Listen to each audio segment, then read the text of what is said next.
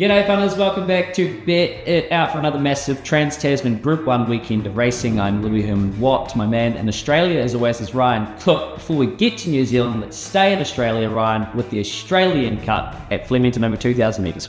Hello again, Louis. Yeah, look, I'm a sucker for punishment. I'm going to go with Zardozi here one more time. I've been with her basically since the Melbourne Cup last year, and she continues to hurt me, but she was obviously way too far back in the Peter Young Stakes last time out and just had way too much ground to try and catch Pride of Jenny. But look, she loves Flemington. I like her out to 2,000 metres, and I think this is a race she can win at a nice each-way price. There will be pressure in this race, so I want a jockey that knows how to be close enough but not get caught in the street fight. I love the booking of Blake Shin on a tissue here. I know a tissue hasn't quite exploded this autumn yet, but 2,000 metres at Flemington, hard run, seems perfect for me. So I'll be with a tissue. Up the line in Sydney, we've got the Tangrid.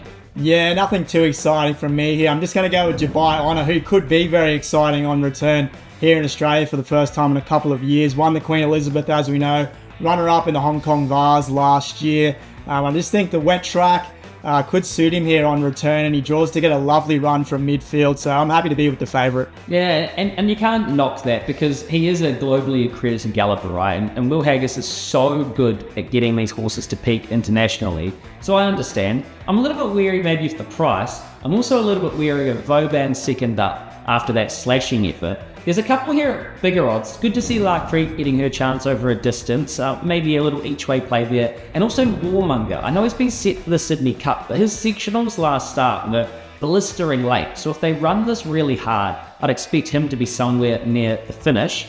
Across the line, a ditch in New Zealand, we've got the Manawatu Size Produce Ride.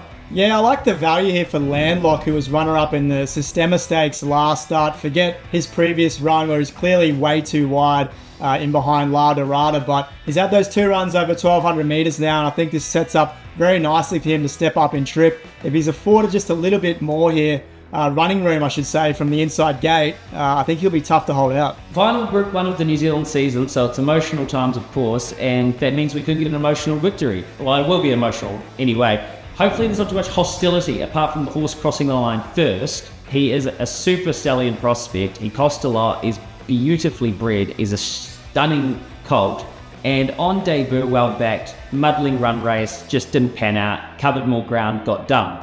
Here, over 1,400 metres, neutral draw, top rider aboard. I think hostility could win it for Team Tiako. What's your best bet for the whole weekend, right? Yeah, one who was unlucky not to get a start in the slipper last week. That's Nepotism, who goes around in race 2 at Rosehill. I'll go race 2 in Flemington. The Kiwi lass, Alabama lass, to give the Aussies a hiding up the straight. Hunters, have a fantastic weekend.